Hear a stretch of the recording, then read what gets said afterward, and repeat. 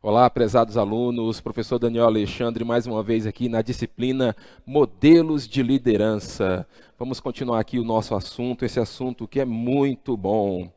No nosso primeiro slide, nós vamos falar agora sobre críticas e elogios como ferramentas de gestão. Então, qual a função da crítica, qual a função do elogio, como que eu utilizo isso no processo de liderança, no processo de gestão, como que a crítica, como que o elogio influencia na minha liderança, influencia na minha avaliação de desempenho, influencia nos meus relacionamentos, como que vai ser isso? Então vamos dar uma olhadinha aqui. Se por um lado, críticas e elogios são tarefas do líder, por outro, são ferramentas gerenciais.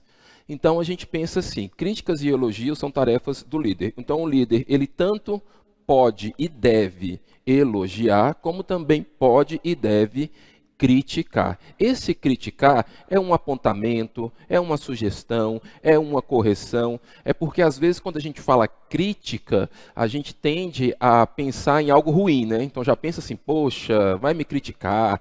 Ou então você já pensa assim, que crítica é sempre ruim, crítica é algo para deixar a pessoa para baixo. Então se você pensa assim, e às vezes vier isso na sua cabeça porque o meio que a gente viveu trouxe isso, a gente pode pensar em relação à crítica, a gente pode pensar em relação à sugestão, em apontamento, que aí fica melhor para a gente trabalhar. E aí, por outro lado ali, ele vai falar que são ferramentas gerenciais. Por que que ele fala que é ferramenta gerencial? O que que é uma ferramenta gerencial? A ferramenta gerencial é aquilo que vai dar norte, é aquilo que vai ajudar nos processos gerenciais, é aquilo que vai auxiliar nas tarefas e nos processos. Por isso que eu posso dizer que a crítica e o elogio, sim, podem impulsionar, podem melhorar os processos, podem melhorar os planejamentos. E aí tem uma pergunta para a gente refletir um pouquinho. É verdade que nem todos podem ser líderes? Pensei um pouquinho aí. Se é verdade que nem todos podem ser líderes. Bom, se a gente pensar no seguinte, que a gente já falou aqui em sala de aula, que liderança, a gente sempre exerce liderança em todos os lugares que a gente está, às vezes uma liderança menor, às vezes uma liderança maior. Em casa você exerce uma liderança, às vezes com seus amigos, você jogando futebol, você exerce uma certa liderança. Se a gente pensar nisso e pensar nessa pergunta, que é verdade que nem todos podem ser líderes, eu diria que não, que todo mundo pode ser líder. Qualquer pessoa pode ser líder. Agora, o que que acontece? Acontece que nem todos estão preparados para níveis de liderança. Vamos pensar o que que seria esse nível de liderança. O John Maxwell tem um livro dele que ele fala sobre as 21 indispensáveis qualidades do líder. E outro, ele fala sobre as 21 irrefutáveis leis da liderança. Nas leis da liderança, tem uma lei que ele chama de lei da tampa. O que significa essa lei da tampa? Significa que cada um de nós tem um limite. Então, cada um de nós tem um limite de liderança. Então, você tem o seu limite de liderança, eu tenho o meu limite de liderança. Quando eu chego naquela tampa ali, ó, cheguei naquela tampa ali, eu não passo daquilo. E o que eu preciso? Eu preciso ampliar, né, a minha estrutura para poder aumentar o meu nível de liderança. Tem gente que a liderança está aqui, tem gente que está aqui, tem gente que já está com a liderança mais lá em cima, que conseguem liderar grandes empresas, grandes multinacionais, muitas pessoas. Então a gente pode pensar sobre essa questão da lei da tampa, do nível de liderança. Então, essa pergunta aqui, eu responderia que não, que todo mundo pode ser líder. Não é verdade que nem todos podem ser líder. Todo mundo pode ser líder. O que acontece é que nem todos estão preparados para determinados níveis de liderança. Tem gente que está preparado para um nível de liderança, só lidera grupos pequenos. Então só vai liderar em casa, só vai liderar a família, só vai liderar o grupo ali de jogo, só aquilo. Se for para dentro da empresa, ele já não consegue. E em contrapartida, você vai encontrar grandes líderes que conseguem liderar multinacionais, mas não conseguem trabalhar com pequenos grupos. Então vai depender da lei da tampa de cada um aí. E vamos lembrar um pouquinho aqui, ó, para lembrar sobre a empresa moderna. Na empresa moderna, o processo produtivo inclui as seguintes ações. Vamos lembrar disso, ó, medir, avaliar, refletir e corrigir. Então, o líder ele sempre vai fazer isso. Ele vai medir, ele vai avaliar, ele vai refletir e ele vai corrigir ou fazer esses apontamentos que aí a gente falou sobre essa questão da crítica. Então, essa é uma das funções ou várias funções, né? Se eu pensar na função compartilhada ou na função junta, né? Essa seria a função aí gerencial: medir, avaliar, refletir e corrigir. E o elogio? Vamos lá para o elogio. Funciona como estímulo de recompensa para quando o colaborador cumpre aquilo que foi planejado e previsto. Então, gente, dentro do processo de liderança, dentro de uma empresa, dentro de uma organização, eu vou elogiar quando o colaborador fizer alguma coisa que merece elogio. Quando o funcionário fizer alguma coisa que merece elogio. Eu não preciso ficar elogiando o tempo todo. E nem ficar rasgando elogio que não é elogio sincero. O funcionário vai saber disso. A equipe vai saber disso, o que está acontecendo. Agora, a equipe fez alguma coisa boa? Vamos elogiar a equipe. Vamos reconhecer a equipe. O colaborador fez alguma coisa boa? Vamos elogiar o colaborador, vamos reconhecer o colaborador, vamos em algum momento, vamos trabalhar com premiação. E tem que ficar claro por que ele está recebendo aquilo. E isso sim funciona como estímulo, vai funcionar como estímulo, vai ajudar. Existe algumas coisas no senso comum que a gente escuta, uma delas é, não elogia não, porque é só elogiar que vai tudo pro buraco. A gente não pode elogiar, não pode reconhecer, porque se reconhecer, todo mundo desanda. Será que é assim mesmo, gente? Será que é assim ou isso foi criado em determinados ambientes? Não necessariamente. Vai depender muito do indivíduo, vai depender muito da empresa, do colaborador. O elogio sincero e o elogio por uma função bem desempenhada, ele estimula com que o colaborador trabalhe melhor. Estimula com que o funcionário trabalhe de maneira mais motivada, vamos dizer assim. Então, o elogio sempre é bom se dado da maneira certa. E a proatividade? O que é proatividade? Uma pessoa proativa é aquela pessoa que antecede o problema. Então, ela já sabe o que vai acontecer. Ela já tem uma visão ampla, né? Então, antes de acontecer, ela já sabe o que pode acontecer. E ela vislumbra, ela enxerga aquele momento ali, e aí ela vai lá e faz antes que aquilo aconteça. Ou ela faz exatamente no momento que aconteceu. Aconteceu um problema na empresa, ela não espera ninguém chegar para resolver. Se ela pode resolver, ela vai lá e resolve. Essa é a pessoa proativa. Só que eu trago mais uma pergunta aqui para você. A proatividade pode atrapalhar no processo produtivo? Sim ou não? Pense aí. Pode ou não pode atrapalhar no processo produtivo a proatividade? Pode, pessoal. Pode. A proatividade pode atrapalhar o processo produtivo. De que forma? Quando a pessoa é proativa, ela tende a fazer antes que aconteça, né? Se ela não tiver uma boa visão, se ela não tiver um certo controle, ou se ela tiver algum perfil que nós já trabalhamos aqui, que são aqueles perfis mais impulsivos, ela vai atrapalhar o processo produtivo, porque às vezes ela está na frente dos outros. E aí ela vai e ela passa na frente dos outros, ou ela faz a tarefa, que era a tarefa de outra pessoa. Aí ela fala, não, mas eu sou proativo, deixa eu fazer, mas a tarefa não é sua, meu querido.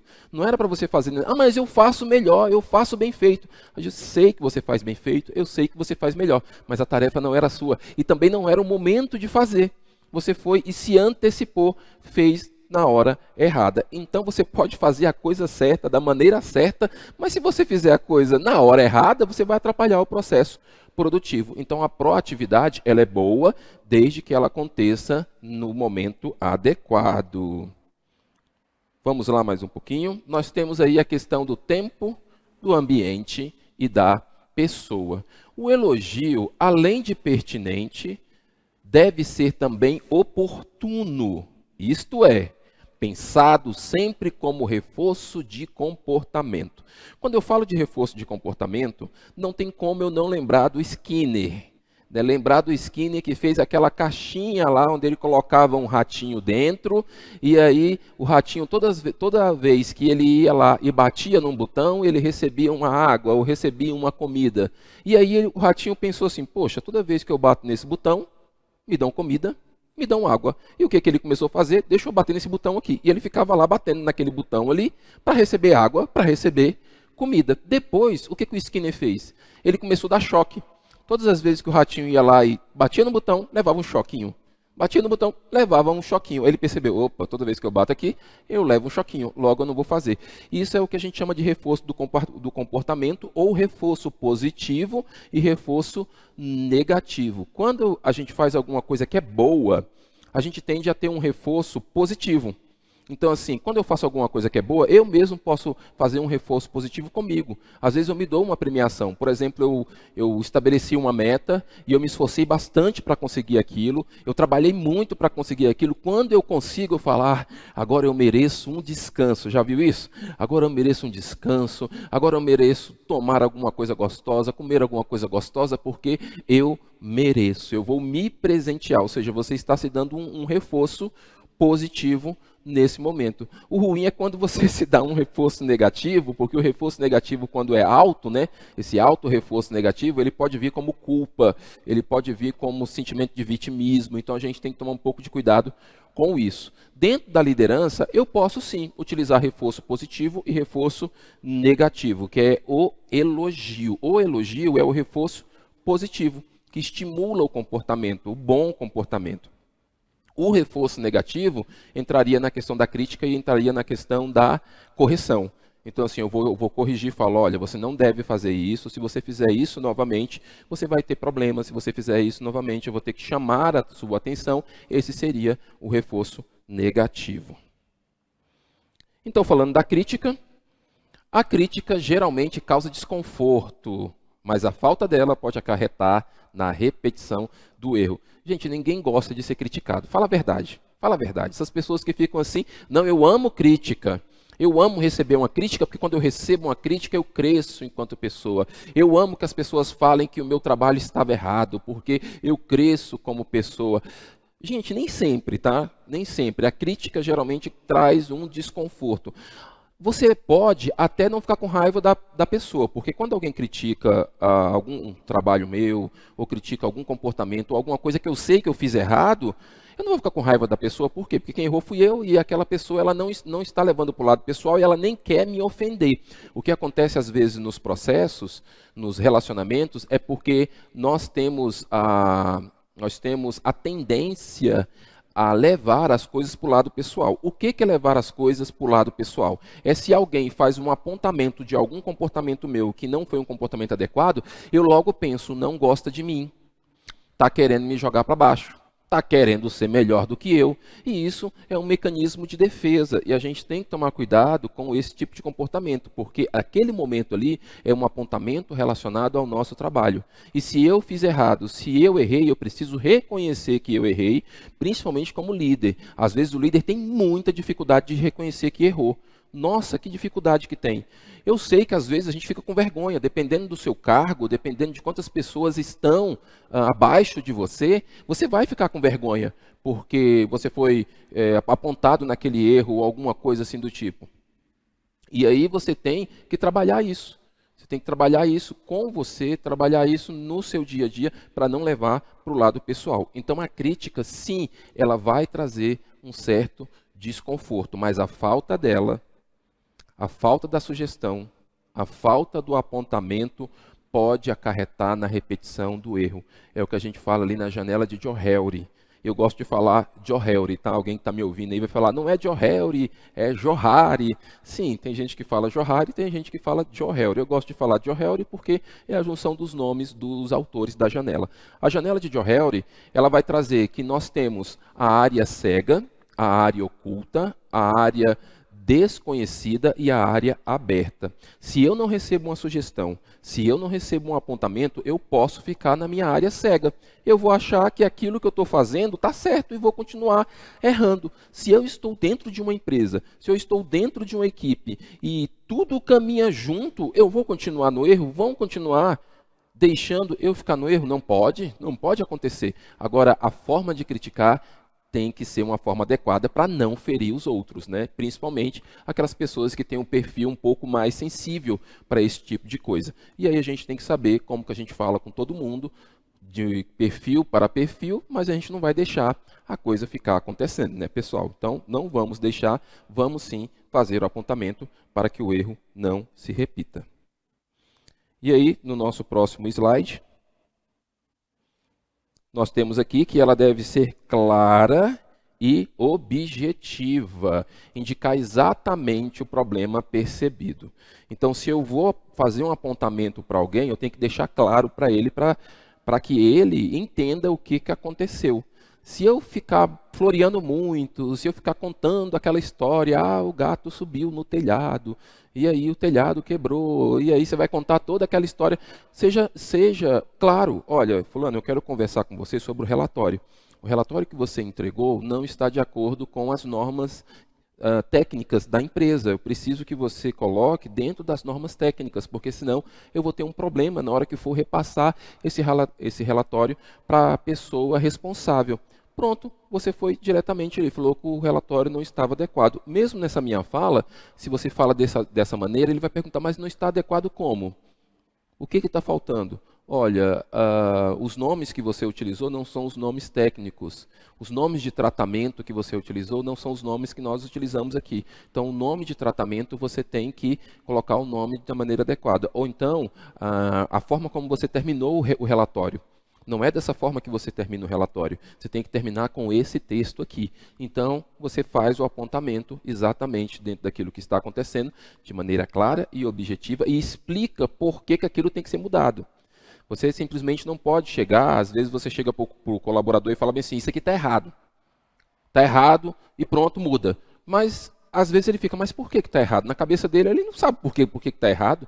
Porque na cabeça dele, aquilo está certo. É daquela forma que funciona, é daquele jeito que é feito. E aí você tem que deixar claro para ele por que aquilo está errado, o que aquilo pode afetar na equipe num todo, né? Então tem que ser clara e objetiva. Vamos ver alguns exemplos aí de críticas. Olha os exemplos aí, ó. Meta não alcançada ou alcançada com custos elevados. Então a meta não foi alcançada? Pessoal, a meta não foi alcançada. Nós não podemos ficar sem alcançar as metas. Nós temos as metas estabelecidas, precisamos alcançar as metas. Ou a meta foi alcançada, mas os custos foram elevados. Então, assim, eu tive um esforço enorme para alcançar a minha meta, mas eu tive muito custo em relação a isso. Quando eu vou fazer o levantamento, quando eu vou fazer o balanço, não teve lucro. E aí, só teve um monte de trabalho, não teve lucro. Então, aí um exemplo onde cabe uma crítica. Outra coisa, maior gasto de tempo. Gastou tempo demais em uma coisa, gastou tempo demais em uma tarefa e as outras tarefas que deveriam ser feitas no mês ou naquele período não foram feitas. Então, eu gastei tempo demais em algumas coisas.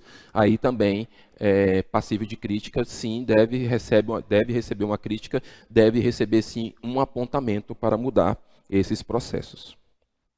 No trabalho em equipe, a crítica deve ser dirigida a todos e não a um colaborador específico. Gente, isso aqui é extraordinário, olha só. Se nós somos uma equipe, eu sou uma equipe, né? Eu estou aqui com vocês, faço parte dessa equipe, então eu sou essa equipe, eu estou nesse grupo, eu sou esse grupo, de repente eu cometi um erro. Eu cometi um erro. Esse erro afetou toda a equipe. Porque estamos todos nós num processo só. E a gente decidiu junto. Naquele momento ali, a equipe decidiu junta. Toda a equipe decidiu junto aquilo ali. Ou o grupo decidiu junto. Todos trabalharam juntos e decidiram. Então, por que tem que chamar a atenção apenas de uma pessoa?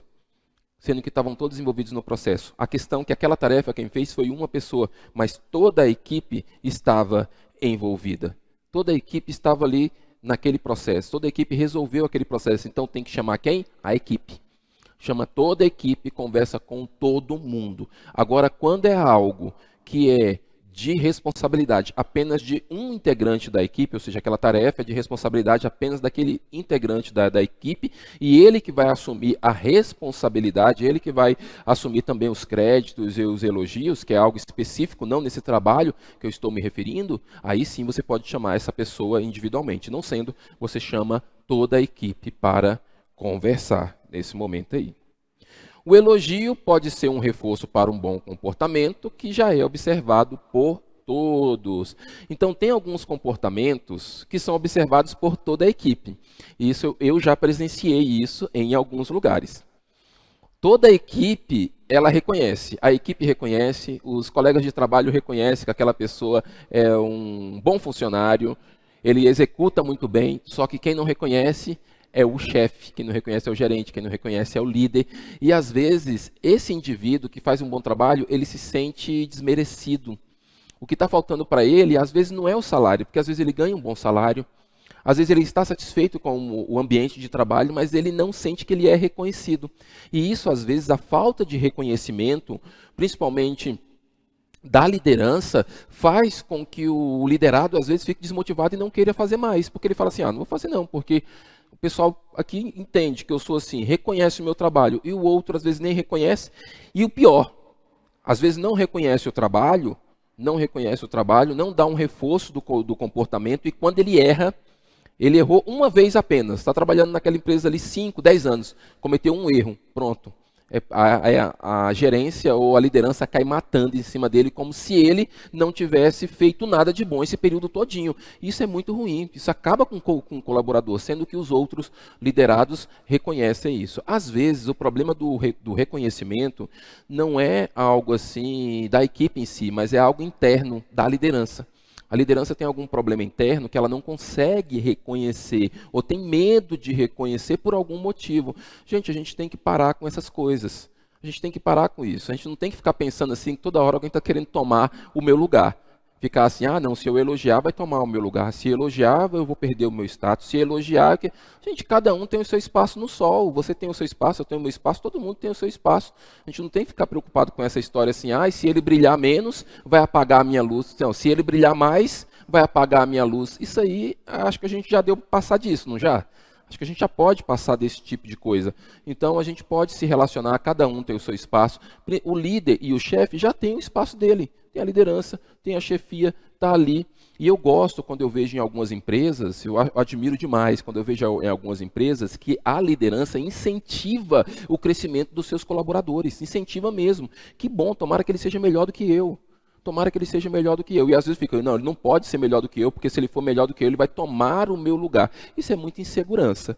Em uma das nossas aulas, a gente vai trabalhar sobre essa questão de segurança e a gente vai discutir sobre isso. Claro que a gente não vai entrar aqui agora no campo da estratégia, né, gente? Se a gente estiver trabalhando no campo da arte da guerra, da estratégia, aí sim a gente tem que observar outras coisas. Mas não é o caso aqui. A gente está falando de crítica e de elogio. Então, o elogio pode ser um reforço para o bom comportamento que já é observado por todos. Então, vamos lá. Liderando empregados ou colaboradores? Então, você percebeu que a gente usa às vezes aqui empregado, funcionário, indivíduo, pessoa, colaborador, criatura, às vezes eu falo aqui criatura. Mas aí qual a diferença desse termo assim de chamar de empregado ou de colaborador? Inclusive, tem alguns artigos que alguns profissionais aí da área de desenvolvimento, alguns profissionais da área de gestão de pessoas, não gostam desse termo colaborador. Fala que esse termo colaborador, isso aí é uma tapiação. Que fica usando colaborador ou gestão de talento só para enganar o povo ali, porque de colaborador não tem nada. Continua sendo empregado, continua sendo funcionário, continua vendendo o trabalho dele. Então ele chega aqui, eu vendo a minha mão de obra, eu vendo o meu tempo, eu vendo o meu suor e você me paga. E às vezes me paga mal, ainda quer me chamar de colaborador. Então tem alguns textos que não gostam desse tipo de palavra, colaborador. O que seria o colaborador? O que é o colaborador? O colaborador é aquele que tem liberdade para colaborar. É aquele que trabalha em uma empresa e ele tem liberdade para colaborar nos processos da empresa, dando sugestão, trabalhando às vezes até na gerência em si, e tem participação também nas conquistas. Se a empresa bateu a meta ou superou a meta, tem uma bonificação para todos os colaboradores. Então, eles participam desse processo. Então, por isso que alguns autores não gostam que chamem todos os funcionários de colaboradores. Por quê? Porque às vezes o funcionário ele não tem nenhuma participação. Ele não tem participação nem nas decisões, ele não tem participação também quando a empresa tem muito sucesso. Então, assim, eles não gostam que chame isso. Então, quer que chame de empregado ou funcionário mesmo. Eu particularmente acho bonito. Eu acho que incentiva, chamar assim colaborador, chamar gestão de talentos, chamar de parceiro. Eu acho que mesmo que não aconteça, gente, mas o mundo já está tão ruim, não está para a gente ficar pensando assim, é melhor a gente ter um pensamento assim mais leve, né? Então, sim, eu sou um parceiro, eu sou um colaborador, eu estou aqui para ajudar, eu ajudo, embora às vezes não tenha tanta oportunidade, mas vamos tentar observar com esse olhar, porque senão O negócio já está ruim para você, está ruim para todo mundo, está ruim e eu vou colocar mais peso nesse negócio ruim? Não dá, né, gente? Então vamos ter um pensamento assim mais leve e vamos construir. E na hora que acontecer, na hora que aparecer a oportunidade de você ser realmente um parceiro, um colaborador, você já vai estar motivado para aquilo ali. Então fica aí a dica para você, fica aí essa informação e vamos tentar trabalhar isso, se automotivar para a gente ter uma vida melhor dentro dos procedimentos aí internos. Outra coisa, liderando empregados ou colaboradores. Nós temos aí, o gerente não diz tem que fazer porque eu mando. Então o gerente ele não vai falar assim, tem que fazer porque eu mando. Esse é um processo utilizado com o empregado mesmo e com o funcionário. No processo de liderança, o gerente não faz isso. O gerente ele fala, por favor, você pode fazer isso para mim? Ele vai explicar por que deve ser feito, ele vai orientar, ele vai apoiar, ele vai direcionar. Ele não vai precisar falar dessa forma, tem que fazer porque eu mando. Quando ele fala tem que fazer porque eu mando, porque quem manda nessa empresa sou eu, porque você está sendo pago para isso, quando o gerente fala dessa forma, como o líder fala dessa forma, a gente percebe que tem uma falha aí na liderança. Tem uma falha na liderança, tem uma falha do entendimento do liderado. Essa é realmente a liderança autocrática ao extremo, ao ponto de falar isso. Eu já vi em alguns lugares, num ponto de liderança autocrática, de falar bem assim, olha, você não está satisfeito não? Vai lá no Recursos Humanos, pede para sair. Vai lá, pede para sair, está cheio de currículo ali. Você está achando que você é insubstituível? Pode ir. Gente, quando chega nesse processo de liderança, de chefia, é porque já tem alguma coisa bem maior acontecendo. E aí a gente tem que ter um olhar mais crítico em relação a isso. O próximo vai falar o seguinte. Existe uma negociação entre o líder e o liderado. Então vai existir essa negociação. Essa negociação vai depender muito da empresa, né? Da empresa, vai depender muito da função e dá para negociar. Dá para negociar horário, dá para negociar às vezes a maneira de trabalhar, dá para negociar alguns processos. Tem colaboradores que eles conseguem negociar a forma de trabalho, que aquele trabalho que às vezes ele demorava 8 horas para fazer, ele consegue fazer em 4. Então ele negociou ali, posso mudar minha forma de trabalho aqui, porque eu percebi que a forma de trabalhar assim, eu vou ser mais efetivo. E ele consegue. E aí ele consegue melhorar o tempo. E esse outro tempo ele pode usar para outra coisa. Às vezes, ele pode usar o tempo para ele mesmo. O colaborador fala, não. O chefe fala, não. Se você terminou o seu trabalho, não tem por que você ficar aqui. Pode ir embora mais cedo. Maravilha. Então, se ele fez o serviço dele e entregou o que tem que ser entregue, por que ele tem que ficar ali esperando? Por que ele tem que ficar fazendo alguma coisa? Então, ele está liberado. Ou alguns processos para ser mais produtivo, às vezes para ganhar mais dinheiro, para a empresa ganhar mais dinheiro. Então, ele tem essa liberdade, porque existe essa negociação entre o líder e existe essa negociação entre o colaborador. E o efeito mais permanente de uma liderança é agregar as pessoas em torno do líder e das ideias que ele representa. Isso aqui é um grande desafio. É um grande desafio. Então, eu preciso agregar as pessoas às ideias que eu represento. Para que isso aconteça, eu preciso conquistar as pessoas. Para que isso aconteça, eu preciso ter prestígio.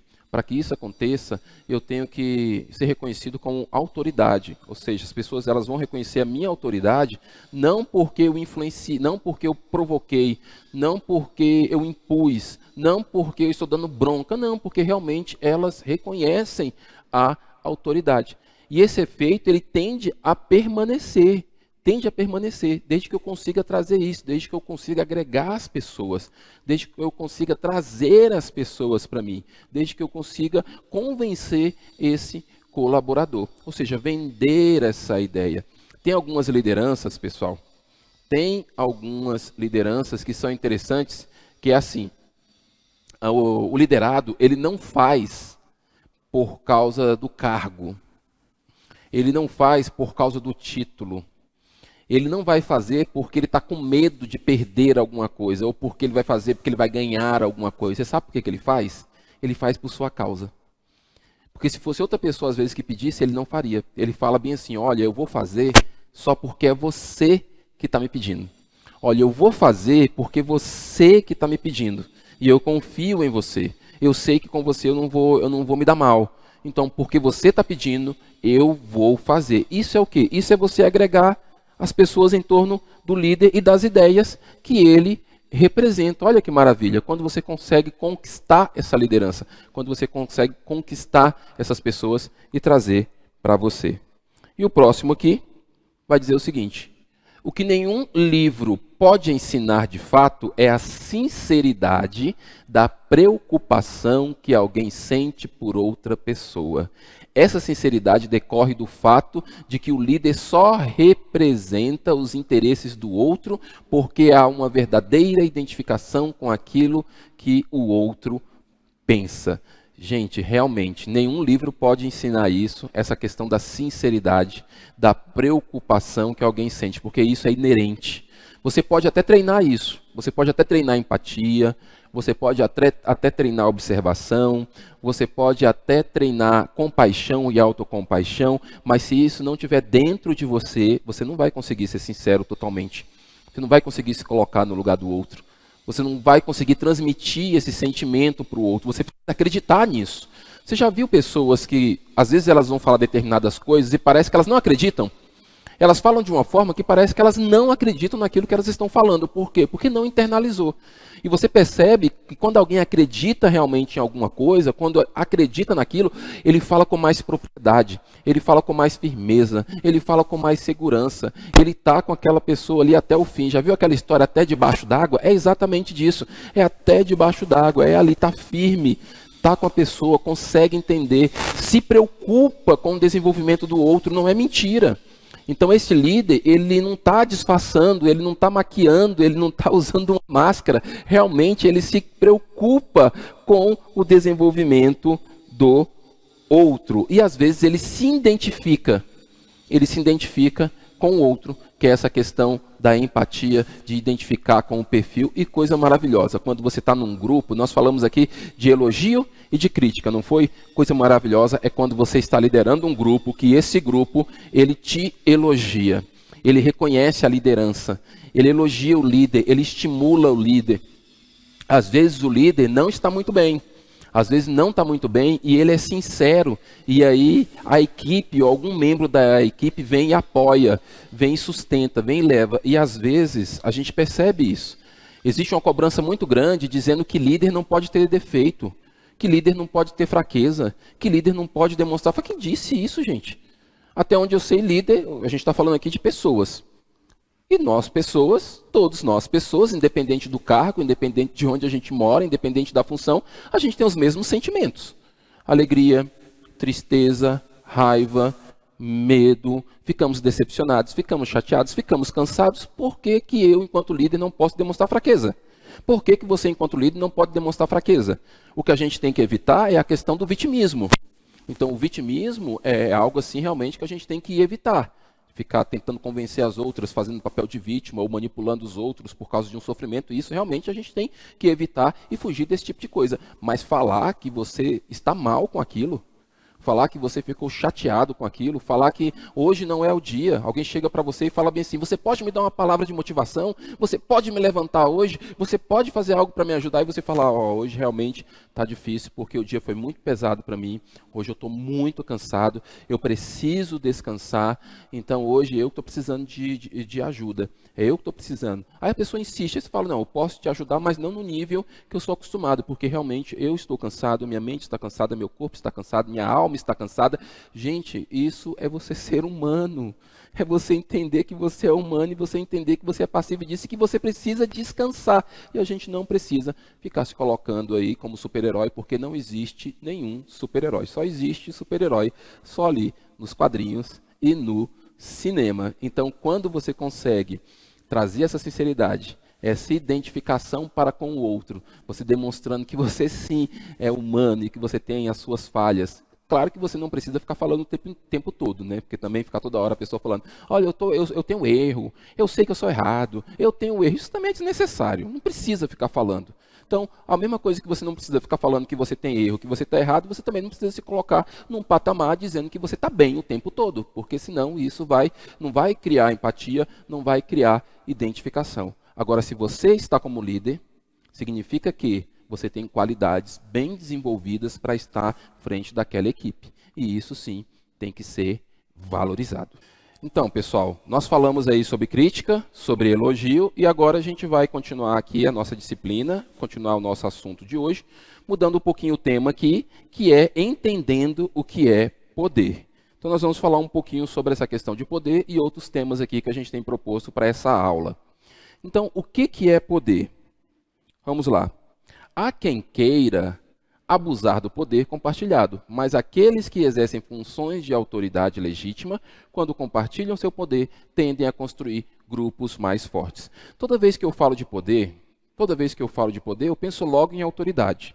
Eu penso logo em algum cargo ou em alguma função onde eu tenha liberdade para fazer determinadas coisas. Então, eu posso assinar determinados documentos, eu posso conduzir determinadas pessoas, eu tenho essa autoridade legítima, né? O que é uma autoridade legítima? É aquela autoridade que foi constituída por meio de algum documento, ou por meio de alguma celebração, ou de algum reconhecimento em público, colocou aqui na frente das pessoas. Esse aqui é o líder, reconheçam ele como líder. Então tem aquela autoridade ali legítima sobre ele.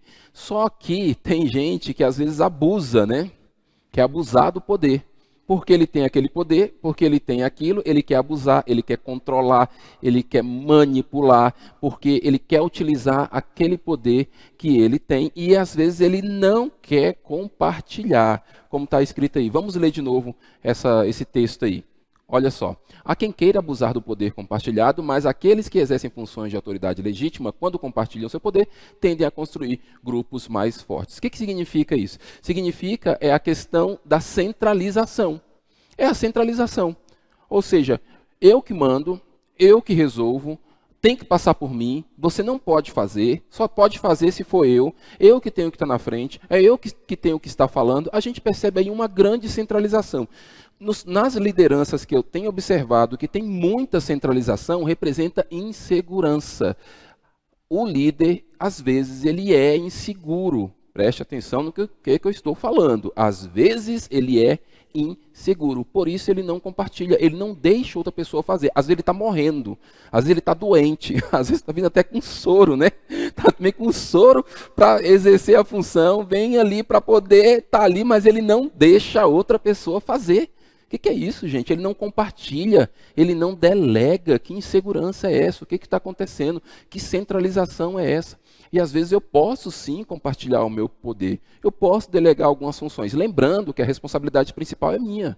Eu posso delegar assim, ó, você faz alguma coisa, você fulano pode fazer isso, você ciclano pode fazer isso, você distribui tarefas, você delega, você distribui um pouco o poder e às vezes até fala para os seus liderados, fala, olha, eu vou me ausentar, mas tem essa pessoa aqui que ela vai responder no meu lugar. Tranquilo, tranquilo. Se tem uma autoridade para isso, se tem uma responsabilidade para isso, se tem capacidade, competência para fazer isso, super tranquilo. Não tem por que a gente ficar com esse medo e ficar controlando tudo, segurando tudo e se matando, porque senão a coisa vai acontecer, vai perder o rumo. Calma lá, gente, não precisa disso tudo não, tá? Com a acumulação do poder, aumentam os riscos para a liderança. Ou seja, quando eu acumulo muita coisa para mim, quando eu trago muita coisa para mim, quando centraliza muita coisa sobre mim. Quais são eles? São as respostas negativas, a resistência, às vezes, do cumprimento de tarefas e a sabotagem. Olha só aí, ó. Lembra que eu falei para vocês que a gente tem que ficar atento na questão da estratégia? É a sabotagem, ou seja, eu estou trazendo tudo para mim, né? Então, eu estou acumulando, trazendo tarefa. Às vezes, eu estou tão atarefado, estou tão sobrecarregado que eu não observo o que está acontecendo na periferia. Eu não observo o que está acontecendo na minha volta. Eu não observo que tem alguém rondando, né? Está rondando ali, está rondando, está rodeando, né? Está procurando uma oportunidade para tragar e eu não estou observando isso, porque eu estou muito atarefado, estou muito sobrecarregado, eu estou muito ali, ó, segurando o que é meu, segurando o meu cargo, segurando a minha autoridade ali, não deixo sair isso. E aí o que acontece? Às vezes tem resposta negativa, porque não é efetivo. Às vezes vai ter resistência do cumprimento de algumas tarefas. Tem gente que às vezes vai fazer de propósito e às vezes vai ficar assim, não vou fazer, eu quero ver. Vai fazer de birra ou vai criar uma coisa estranha ali naquele momento. E aí pode vir até a sabotagem. Que você sabe o que é sabotagem, né? É aquela pessoa que coloca ali para você cair.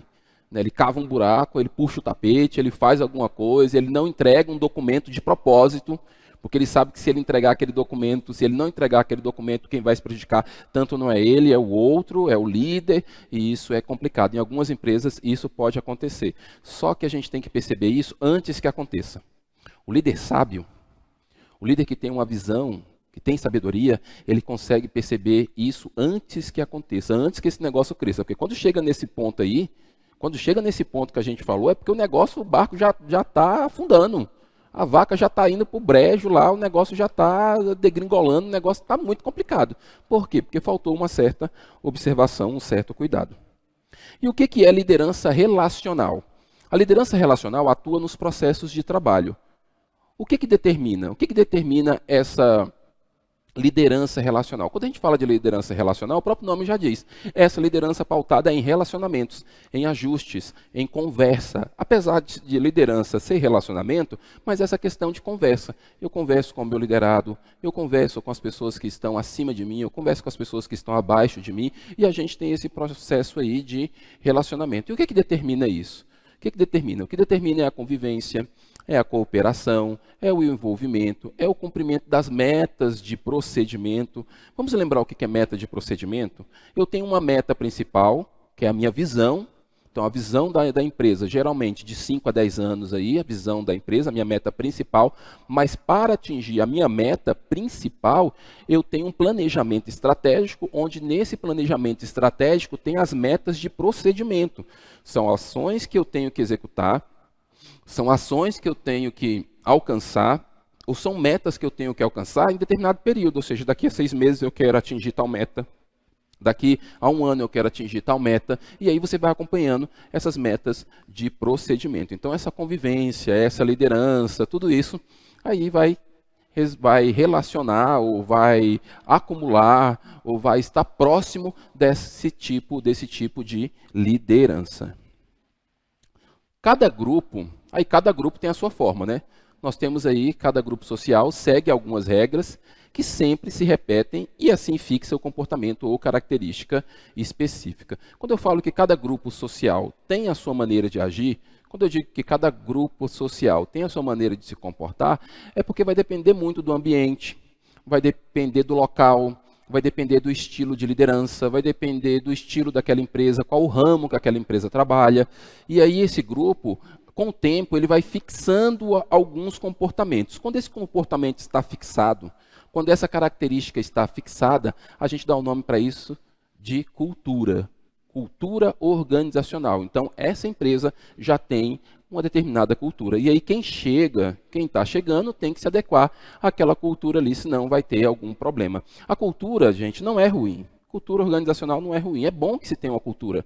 É bom que se tenha uma identidade clara. Que o cliente, quando o cliente chegar na empresa, ele vai entender que identidade aquela empresa tem, como que aquela empresa funciona. Que o próprio funcionário, quando ele entrar na empresa, ele vai saber como a empresa funciona. A cultura, ela não é ruim. Ela não posso dizer que ela é ruim. O que é ruim é quando tem uma cultura engessada, que não melhora os processos, que não auxilia no desenvolvimento, que não cresce em qualidade e fica insistindo, dizendo sempre foi assim. Porque sempre foi assim. Eu estou nessa empresa há 50 anos e sempre foi assim. E aí não quer sair daquilo. Está fadado ao fracasso, né? Pelo amor de Deus, está fadado ao fracasso. Porque cada geração aí é um salto. Ainda mais agora que a gente está, nós estamos num momento aí que antigamente a gente falava de geração de 10 anos. Então, a cada 10 anos era um salto. Agora, gente, eu não sei nem qual o número que a gente dá para isso. Porque de um ano para o outro já dá um salto. De 2 anos, e então dá um salto, assim, mudança de comportamento, mudança de visão. Então, a empresa ela tem que estar preparada, sim, para essas mudanças macroambientais. Então, não pode ficar tão preso, tão fixado ali naquele comportamento. Mas é interessante a gente saber que, sim, que alguns grupos sociais, eles fixam o comportamento pela repetição e eles fixam, sim, algumas características. Eu, enquanto líder, se eu saio de uma empresa e vou para outra, eu já falei isso em uma das aulas, Eu tenho que chegar e eu tenho que observar. Tem que tomar muito cuidado de chegar e já impondo alguma coisa. Eu tenho que observar, saber o que está acontecendo, para depois eu colocar as minhas tarefas e o que eu pretendo ali. E aí no próximo slide, nós vamos falar aqui sobre sinergia, não é isso? Sinergia e dinâmica social. No modelo de liderança relacional, os indivíduos interagem com os seus colegas, e tanto os líderes como os demais participantes são convidados a trabalharem juntos para realizarem as tarefas e as mudanças de rumo para se atingir os objetivos. Olha aí o que é a liderança relacional. Está todo mundo trabalhando junto, ó. Ele vai interagindo com seus colegas, os líderes com os demais participantes, são convidados a trabalharem junto, as tarefas sobre o rumo da empresa, as mudanças. Então está todo mundo trabalhando junto. É o que a gente chama de sinergia, né? É quando tem essa junção. Está todo mundo trabalhando ali, um ajudando o outro, um se encaixando no outro, como se fosse uma engrenagem e essa dinâmica social. Dinâmica é movimento, pessoal. Movimento social, relacionamento, conversa e interação. Isso é o que pretende a liderança relacional. Eu não vou trabalhar sozinho, eu não vou conduzir a empresa sozinha, eu não vou trazer tudo para mim, todas as responsabilidades para mim. Não, eu vou ter ajuda, sim, dos meus colaboradores e a gente pode construir juntos. E aí, juntos, somos muito mais fortes, né? Não tem aí, não está a moda aí da gente falar hashtag juntos somos mais fortes? E realmente, juntos nós somos mais fortes. Ou juntos somos. E aí, orientação para processos. Vamos ver o que significa essa orientação para processos. Significa que os participantes do grupo devem estar conscientes dos processos que estão executando, contribuindo com a colaboração, reflexão e atitude positiva. Então, orientação para processos é saber o que eu estou fazendo, por que eu estou fazendo, como que eu executo isso, o que isso contribui, por que eu estou executando dessa forma. E eu saber que cada processo tem a sua maneira de ser executado. E isso tem que ficar bem claro, principalmente no TD&E, no treinamento, desenvolvimento e ensino. Se for treinamento técnico, tem que ficar bem claro. Se for algum treinamento específico para um atendimento, tem que ficar bem claro qual o processo, qual a rotina, como que eu começo e como que eu termino. E isso tem que ficar claro. E tem que ficar claro para o colaborador por que ele está fazendo aquilo, como que isso agrega na empresa e o que pode acontecer se ele não fizer. Se ele não fizer aquilo, se ele não executar aquele processo, o que vai acontecer? A empresa pode perder, a empresa pode falir, alguém pode ficar doente. Já pensou pessoas que trabalham na área da saúde? Se não executar determinado processo, se não fazer a asepsia da maneira correta, olha que perigo, gente. Então isso tem que ficar bem claro, orientação para processos. Às vezes a gente encontra em algumas empresas, alguns colaboradores falando pelos corredores, ou às vezes assim na contracultura, falando, não sei por que faz isso. Olha que besteira, tem que fazer isso. Toda vez tem que chegar aqui e limpar esse copo.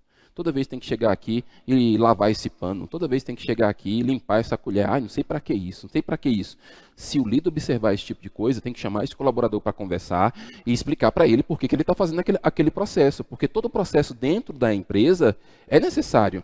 Aquele processo ele foi pensado. Aquele processo não foi algo que caiu do céu. Não, vou fazer porque eu acho bonito. Não é assim, gente. Foi pensado, tem que falar para que serve aquilo. Agora, se não tiver sentido, se não estiver gerando nenhum tipo de benefício, e se esse processo ele puder ser retirado, aí é outra história. Aí dentro do processo de liderança relacional, vamos conversar com a equipe, vamos conversar com todos, para saber o que está acontecendo, se esse processo realmente já não faz mais sentido, então não vamos mais fazer. E aí, vamos falar mais um pouquinho do foco nos processos. E a gente não pode queimar etapas. Eu coloquei até esse gráfico aí, ó. Não podemos queimar etapas. É como se fosse uma escadinha, né? Não podemos queimar etapas. Por que fazemos as coisas dessa maneira? Como poderíamos ser mais eficazes? São algumas perguntas que têm que ser feitas. Por que a gente faz desse jeito? Faz desse jeito porque é assim que dá certo. É assim que é eficaz. É assim que dá lucro. É assim que funciona. A gente pode fazer melhor? Podemos ver. Qual outra maneira que a gente pode fazer aqui? Qual o custo de tentar outra coisa? Porque às vezes eu vou tentar outra coisa e o custo é muito alto e pode ter até um risco, né? O risco é muito alto. Será que eu quero assumir esse risco de fazer de outra maneira? E aí eu preciso sim pensar nos processos, pensar nas maneiras, pensar nessas etapas. E aí, exercendo a liderança relacionado com as experiências em grupo. O que seria isso, né? Como é que eu exerço a liderança relacional? Primeiro eu tenho que identificar a vivência desse grupo. Qual a vivência, qual a experiência, qual a história, já passou outro líder por ali, de onde que vieram essas pessoas, qual a formação deles, e aí conversar. Às vezes abrir uma roda de conversa, um momento de conversa, para a gente saber o que está acontecendo ali. Tem algumas empresas que elas têm medo, gente, medo, quando falam bem assim, vamos dar a oportunidade para o colaborador falar. Ai, tem gestor que fica até, chega a arrepia, porque tem medo do que pode sair de lá. Gente, se o gestor está com medo, se o líder está com medo do que o colaborador possa falar em uma reunião, em grupo, em um momento de reunião, em um momento de conversa em grupo, significa que o negócio já está pegando fogo há muito tempo. Né? Então, por isso que ele está assustado e ele não quer dar oportunidade para falar. Pode dar oportunidade para falar? Pode, gente. Não precisa ter medo. Você pode dar, sim, a oportunidade para o colaborador falar em reunião. Agora, você tem que estar preparado para aquilo que o colaborador vai falar. Porque se você sabe que tem alguém muito chateado e no momento de uma reunião ele vai jogar aquilo para fora e pode contaminar toda a equipe, aí você tem que dar um tempo, esperar ou conversar com o colaborador ou conversar com a equipe explicando sobre o que a gente quer conversar, que é o que a gente chama de alinhamento. Então, no momento de conversa, você pode chamar todo mundo para conversar e falar, pessoal, vamos alinhar algumas coisas aqui. Você faz um processo de alinhamento e fala, ó, a gente não vai ter desabafo. Nesse momento não é para a gente falar do comportamento do outro. Nesse momento é para a gente focar em uma solução específica. Nós teremos, você pode até fazer algo que eu sugiro que faça num processo de liderança. Ó, nós teremos sim um momento de desabafo. Nós teremos sim um momento que a gente vai ouvir vocês. Mas hoje não. Hoje eu sei que está acontecendo algumas coisas, hoje a gente precisa resolver esse problema. E a gente sabe que quando reúne, dependendo do grupo, vai sair uma coisa ou outra ali, mas o líder tem que ser capaz e ter competência de falar, gente, a gente não está falando sobre esse assunto. Não vamos perder o nosso foco. Nós não estamos falando sobre esse assunto. Nós precisamos resolver esse problema. Nós precisamos mitigar esse gap específico. Depois a gente conversa sobre isso. E conversa mesmo, tá?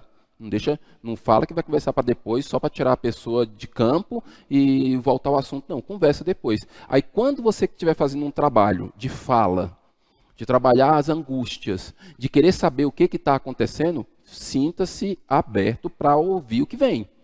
Você vai escutar o que vem, você vai fazer esse filtro, depois você vai utilizar isso em um processo de gestão.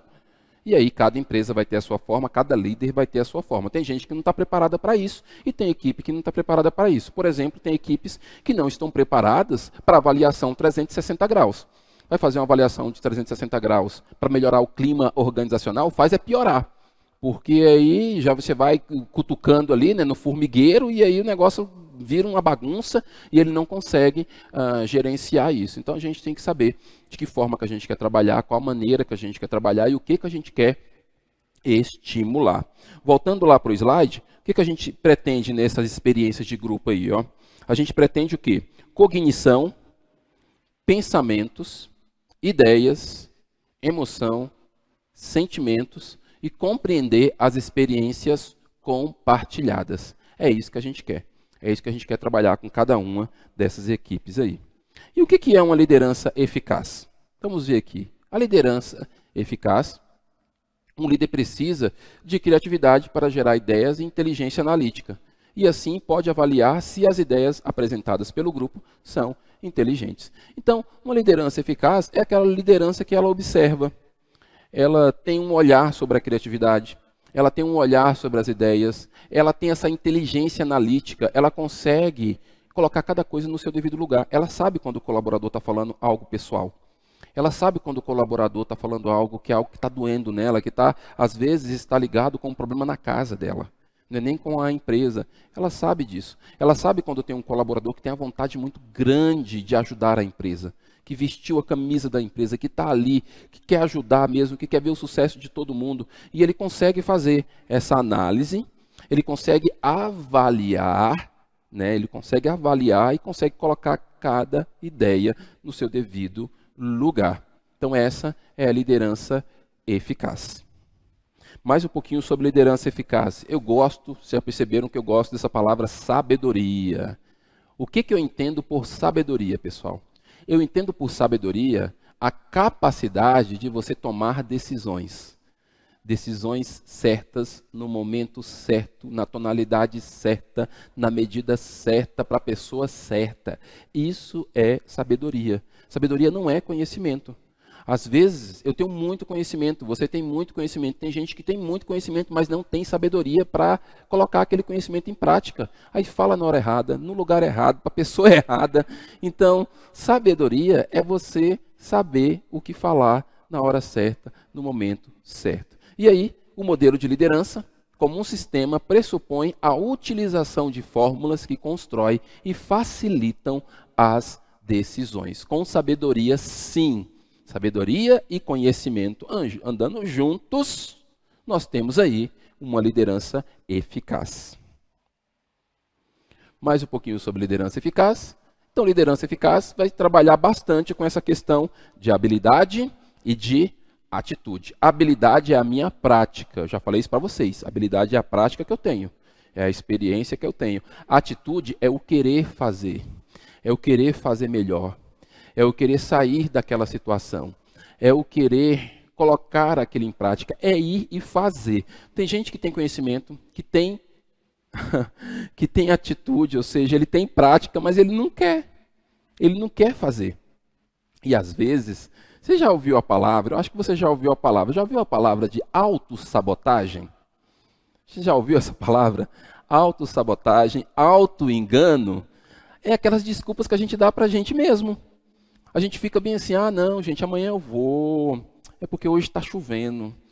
Não, é porque hoje está muito sol. Não, gente, hoje eu não estou tão animado. E aí você vai sempre dando uma desculpa, ou seja, vai se auto-sabotando, você vai se auto-anulando, você vai se auto-enganando. Mas na real, sabe qual é? É porque a gente não quer mesmo. A gente não quer. Essa é a real. Quando a gente quer alguma coisa, a gente se esforça para fazer. Quando esse querer está em nós, a gente se esforça para fazer, se esforça para isso. Não significa, que eu não vou também dar uma de doido aqui e pegar algum misticismo do autoajuda, não é isso, de falar bem assim, basta eu querer que todas as portas se abrirão. Basta eu ter força de vontade que tudo vai acontecer. Basta eu querer e ter força de vontade que eu vou ficar rico. Não é bem assim, tá, gente? Tem muita gente que se frustra, tem gente aí que está tendo que fazer tratamento, que está com problemas emocionais seríssimos e fizeram coisas impensadas com esse tipo de pensamento. Não é isso que eu estou falando. Eu estou falando que tem coisas, aquilo que eu posso fazer, aquilo que está ao meu alcance para fazer, aquilo que eu sei que se eu fizer vai me fazer bem, por que eu não faço? Por que você não faz? Por que eu não faço? Por que o líder não faz? Por que a equipe não faz? Porque não quer. E aí precisa trabalhar o quê? A atitude, o querer, saber o que está sabotando. Às vezes é um sentimento, às vezes é um trauma, às vezes é um pensamento, às vezes é alguma coisa que não está certa ali. Ou às vezes pode ser até uma questão, às vezes até hormonal, né? Pode ser uma falta de uma vitamina, alguma coisa que aí já não é a questão de não querer. Já é uma questão do desânimo. Aí fica desanimado, realmente não tem força para fazer aquilo, mas tem muita coisa que sim, que se a gente quiser, a gente vai lá e faz. Então, atitude é o quê? É querer. E aí a gente tem que sair desse comodismo aí e caminhar um pouquinho. E quando eu falo isso, é engraçado quando eu falo essas coisas, tem algumas coisas que eu falo em sala de aula, que aí é uma faca de dois gumes, né? Está cortando aí, está cortando aqui também. Quando você está falando, eu estou lembrando aqui o que eu posso fazer, o que é bom que eu posso fazer, que eu não fiz ainda porque eu ainda não trabalhei a questão do querer dentro de mim. Então serve para você, serve para mim, serve para todos.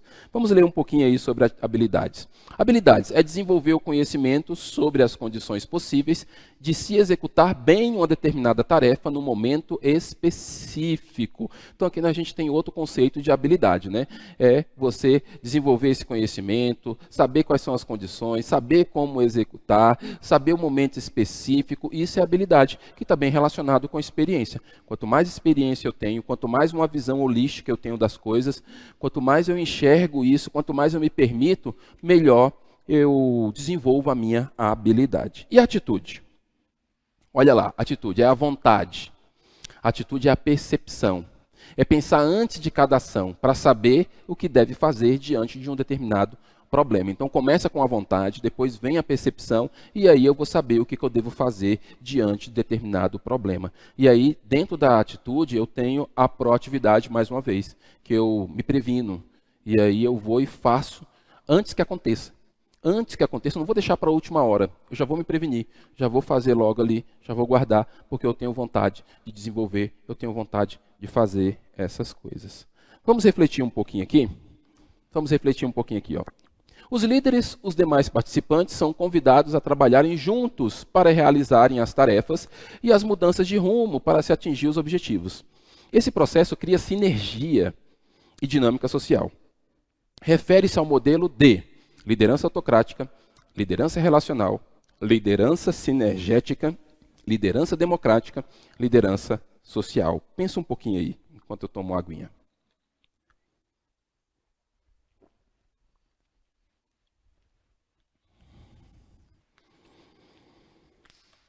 Bom, o que nós vimos aqui, que o que mais se encaixa com esse texto, é a letra B, liderança relacional. Agora nós vamos falar sobre habilidades de liderança em grandes empresas.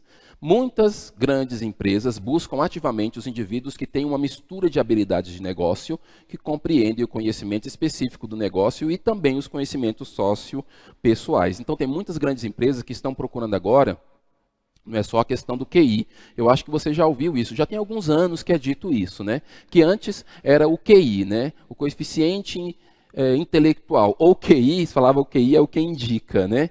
Então é o coeficiente intelectual. Agora é o que é? É o coeficiente emocional. Na aula passada nós falamos sobre isso. Falamos sobre inteligência emocional. Então, a importância de você ter uma boa inteligência emocional. Quando eu falo de inteligência emocional, eu estou falando de conhecimentos sociopessoais. A capacidade de se relacionar com o outro. A capacidade de ter esse relacionamento tanto intrapessoal como interpessoal. Intra, dentro, né, o relacionamento comigo. Inter, o relacionamento com o outro. E grandes empresas querem essa junção.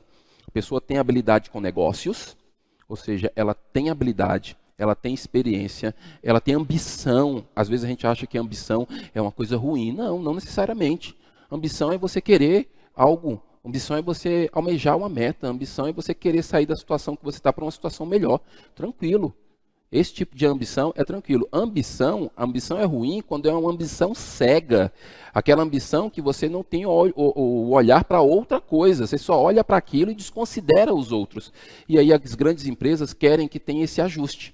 Ajuste relacionado à ambição, voltada para os negócios, e o ajuste voltado para o conhecimento sociopessoal. Então eu consigo sim olhar para a empresa, mas eu consigo também olhar para o ser humano, olhar para as habilidades, para as potencialidades de cada um dos colaboradores que estão envolvidos. Habilidades para os negócios são aspectos técnicos. Então são habilidades aí, ó, operacionais, financeiras e estratégicas. Operacional, fazer. Financeira também, fazer, saber lidar com os números, e estratégicas, saber o que deve ser feito. Ter uma visão estratégica, ter um olhar holístico, ter um olhar amplo, ver aquilo que ninguém está vendo. Tem líderes, gente, que tem uma capacidade enorme para empreender. Eu fico admirado com gente. Ele olha para determinadas coisas e ele fala assim, isso aqui vai dar dinheiro. Isso aqui vai dar dinheiro. E aí ele tem essa percepção, ninguém está vendo, mas ele fala, não, isso aqui vai dar dinheiro. E ele vai lá e investe. E às vezes ele arrisca, e às vezes dá certo. Tem alguns líderes que onde ele toca, vira ouro. É uma coisa de louco. O camarada assim, na hora que ele vê alguma coisa, não pode comprar.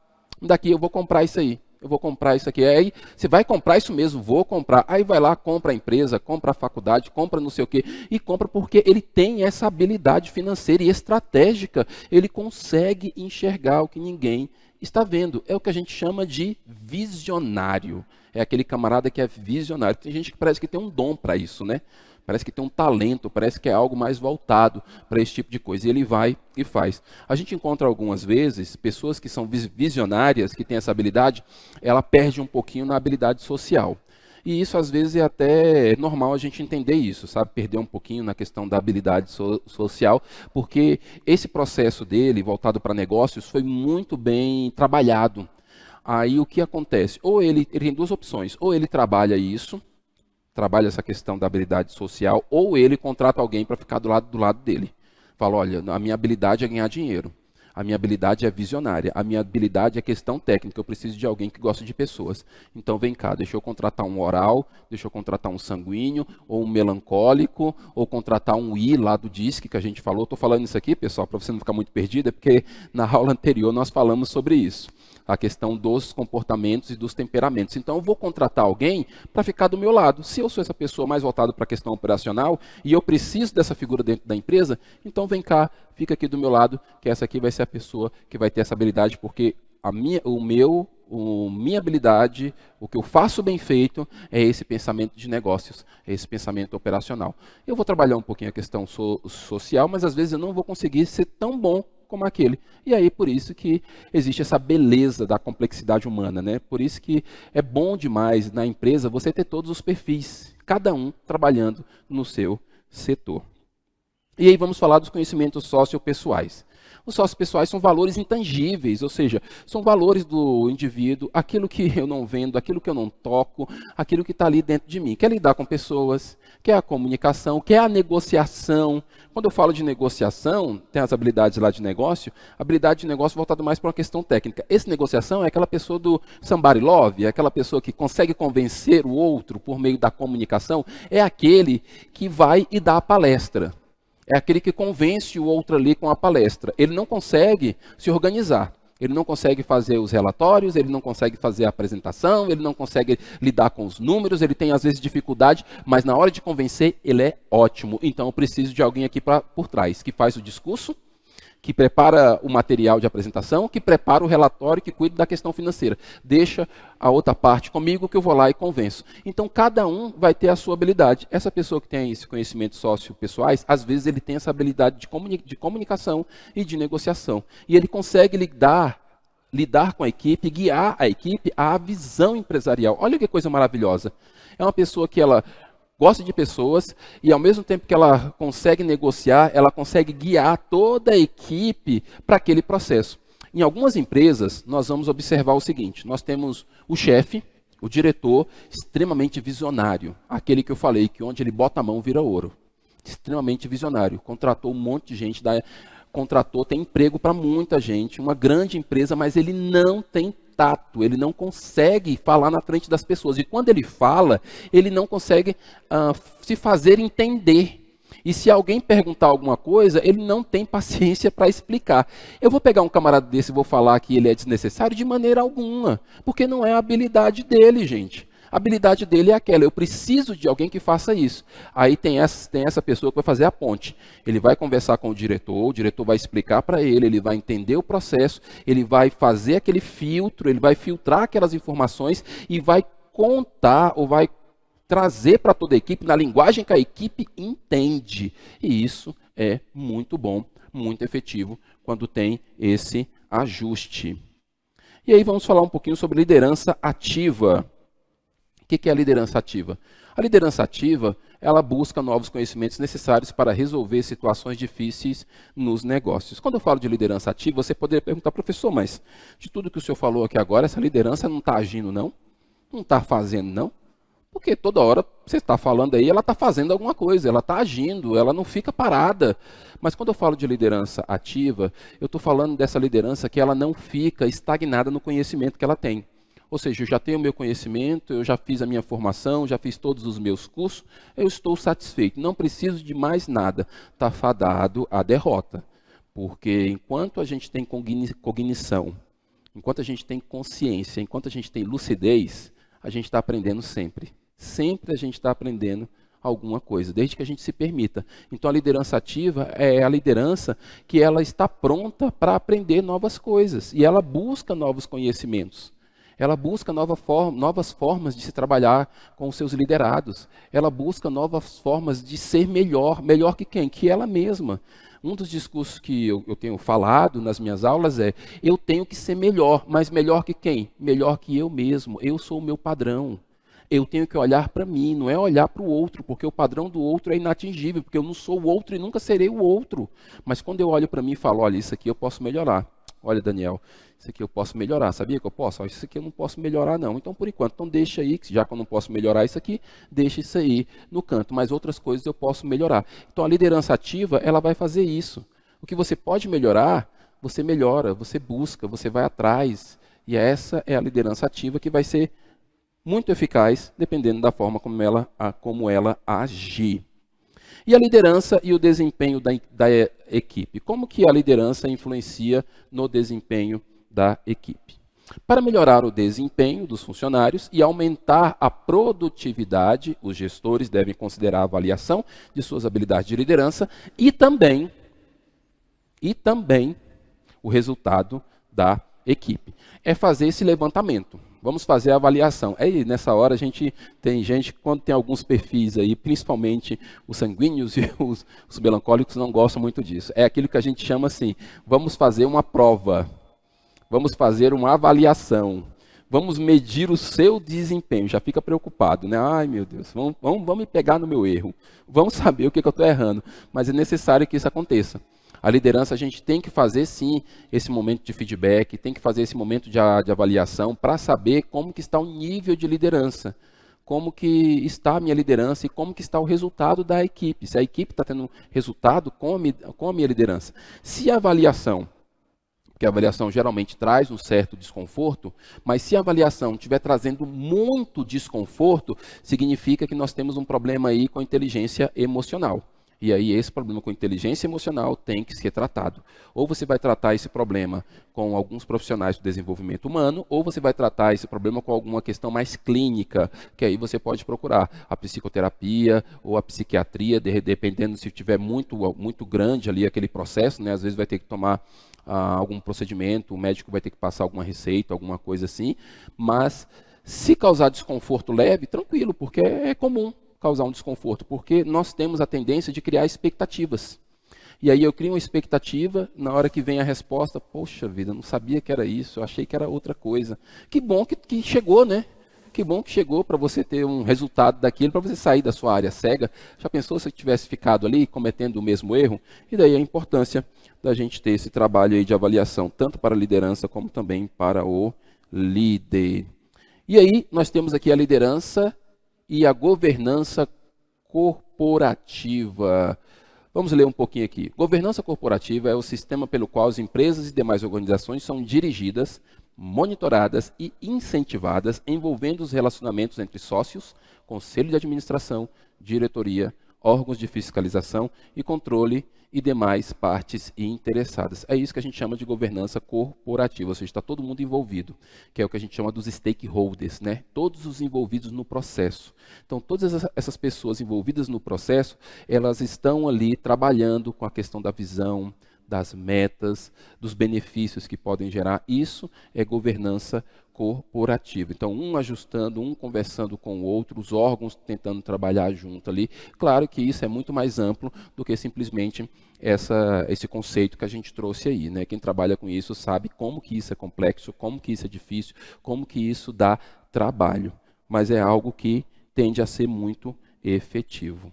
E aí nós temos aqui os modelos aplicados em pequenos negócios. E aí é interessante a gente tocar nesse assunto, por quê?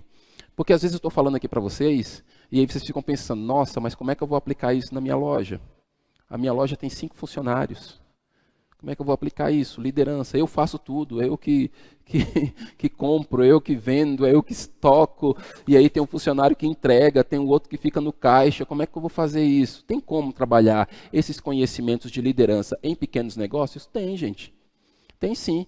Esses modelos têm como ser aplicado. Por exemplo, governança corporativa ajuda as grandes empresas. Como adaptar os conhecimentos para que um proprietário de uma empresa pequena, de pequeno porte, gerencie diretamente os negócios e os empregados também. É só a gente pegar isso e, ao invés de pensar nesses conceitos amplos de grandes equipes, a gente pensar nas pessoas, cada uma dessas pessoas. E aí eu posso ter pequenos líderes. Então, eu sou o líder maior, mas eu tenho um pequeno líder ali, eu vou incentivar essa pessoa, Eu vou elogiar essa pessoa, eu vou entender o comportamento dele, eu vou ajudar ele naquela função que ele está executando. E tem como eu trazer esses processos? Sim, para as pequenas empresas. Eu só vou diminuir o quê? O nível. Eu só vou diminuir a imagem, que quando essa imagem que eu estou falando de grande empresa. Eu pensei aqui agora, é como se fosse uma receita de bolo.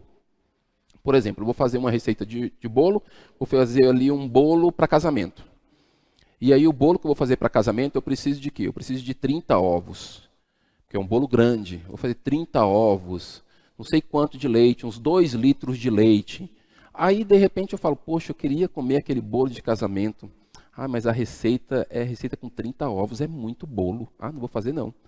Ah, você pode fazer, ué. É só você pegar a receita e dividir. Então, você vai fazer com 30 ovos, faz com 3 ovos. E divide ali.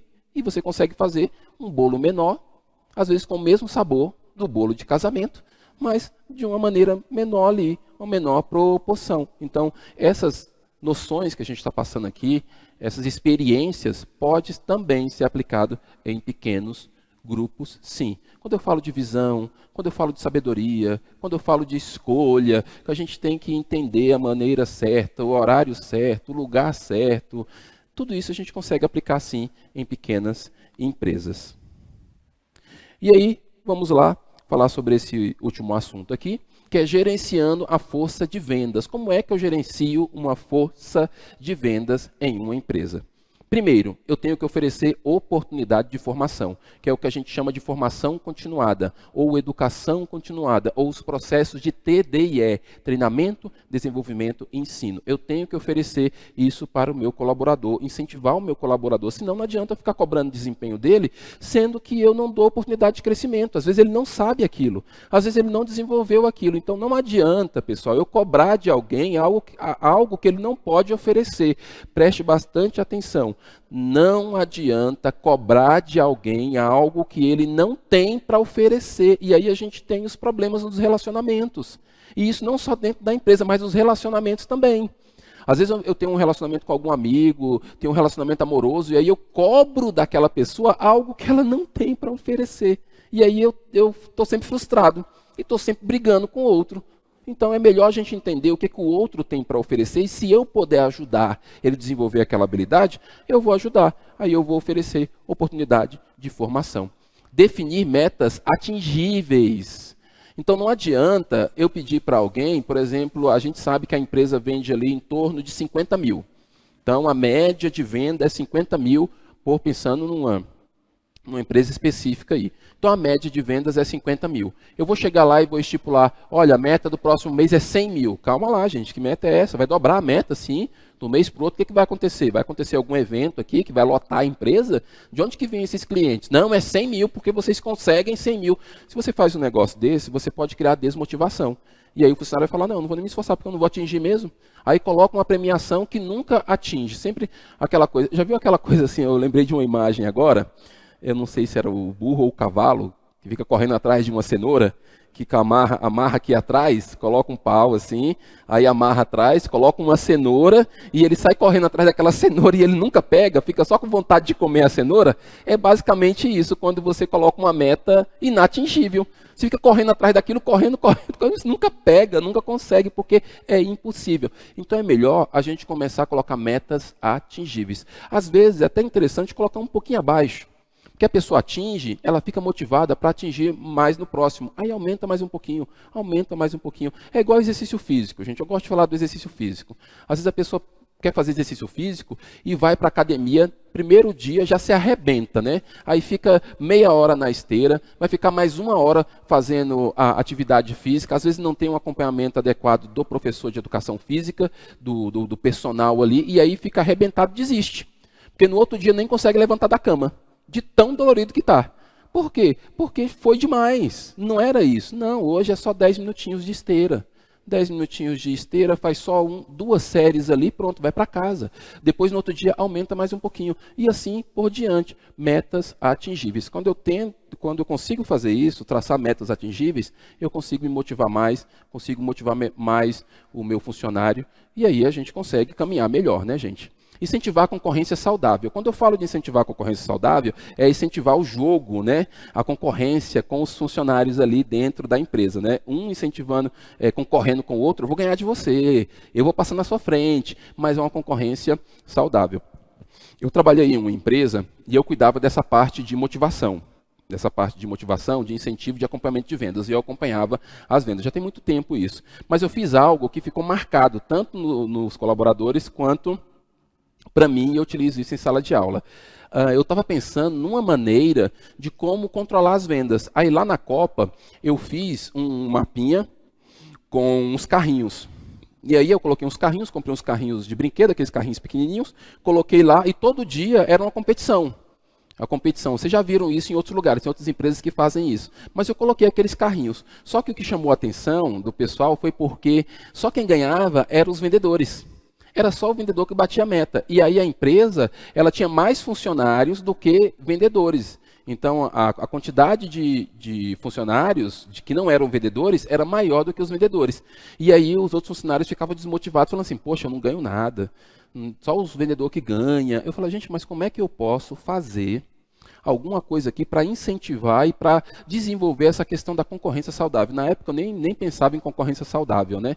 Eu falei, como é que eu posso fazer? Um dia veio uma ideia, porque às vezes eu ia para o trabalho de carona, né? Então eu chamava o meu colega e falava, olha, eu te dou o dinheiro da passagem e aí você me leva para o trabalho. Aí eu tive essa ideia, falei, peraí, já que está com carrinho, por que a gente não trabalha com carona?